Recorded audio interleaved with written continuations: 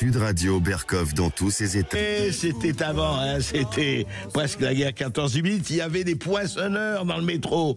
Et oui, on savait, il y a les tickets, on poinçonnait vos tickets. Là, c'est fini, ça. Hein. Maintenant, c'est la mobilité qui compte.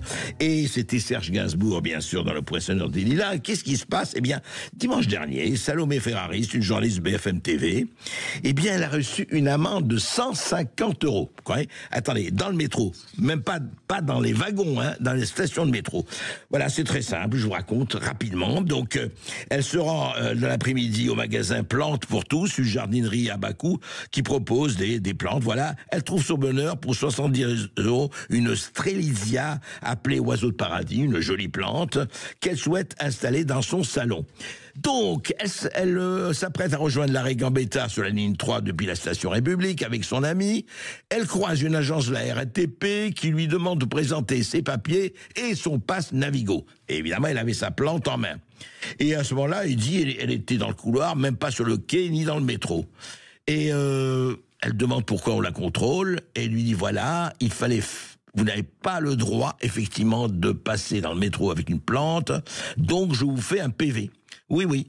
Alors, bon, l'autre, la journaliste Salomé, bon, elle laisse faire, pourquoi pas. Et elle pense que c'est une amende de 20 à 30 €. Ah, pas du tout, pas du tout. C'est 150 €. Vous voyez, c'est beaucoup plus cher qu'uriner dans les couloirs du métro. C'est faire un acte de violence, c'est mettre ses pieds sur les sièges, etc. Non, non. Là, elle avait une plante qu'elle pouvait peut-être prendre. Il y a des tas de gens qui ont des valises énormes, qu'elles prennent dans le métro, non. Voilà, donc elle s'est acquittée effectivement de l'amende. Et c'est ça que je trouve magnifique, voilà. Dans le métro, il y a un certain nombre de gens qui chapardent, un certain nombre de gens qui volent, c'est très bien, et on s'en occupe, et la police s'en occupe. Mais là, qu'une agence de la RATP dresse une amende, donne de 150 € à quelqu'un qui transporte des plantes, évidemment, des plantes, c'est une arme létale. C'est pire qu'une Kalachnikov, bien sûr. Non, franchement, il faut arrêter toutes ces choses-là, vous savez, que je vous énumère comme ça.